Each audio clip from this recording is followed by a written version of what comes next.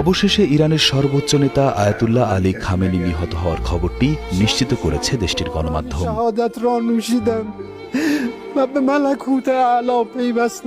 যুক্তরাষ্ট্র ও ইসরায়েলের যৌথ হামলায় খামেনির বাসভবন ধ্বংস হওয়ার পর থেকেই তার মৃত্যুর খবর ছড়িয়ে পড়েছিল।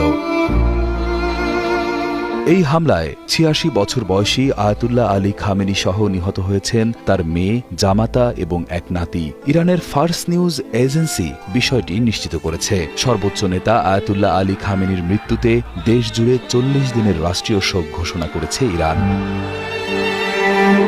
রয়টার্সের তথ্য মতে ২৮ ফেব্রুয়ারি শনিবারের এই হামলায় ইরানের সর্বোচ্চ নেতার জ্যেষ্ঠ উপদেষ্টা আলী শামখানি নিহত হয়েছেন। এছাড়া হামলায় আইআরজিসির বেশ কয়েকজন কমান্ডারও প্রাণ হারিয়েছেন।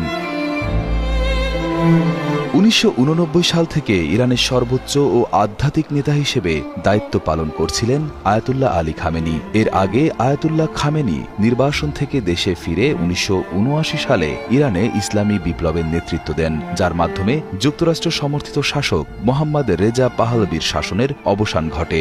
সেই বিপ্লবের পর থেকেই খামেনি ছিলেন অবিসংবাদিত আধ্যাত্মিক অভিভাবক। পশ্চিমাদের রক্তচক্ষু আর কঠোর নিষেধাজ্ঞার মুখেও যিনি নিজের আদর্শে মাথা উঁচু করে দাঁড়িয়েছিলেন পাহাড়ের মতো। তবে তার শাসনামলে কড়া শাসন, অর্থনৈতিক ধস আর দমনপীড়নে দীর্ঘশ্বাস ফেলেছে বহু সাধারণ মানুষ। কিন্তু আজ সব তর্ক বিতর্ক, ক্ষমতা আর ভূ রাজনৈতিক কুটচালের ঊর্ধ্বে নেমে এসেছে এক অমোঘ নিস্তব্ধ শূন্যতা। খামেনির এই আকস্মিক মৃত্যু গোটা মধ্যপ্রাচ্যকে এক চরম অনিশ্চিত ভবিষ্যতের দিকে ঠেলে দিয়েছে।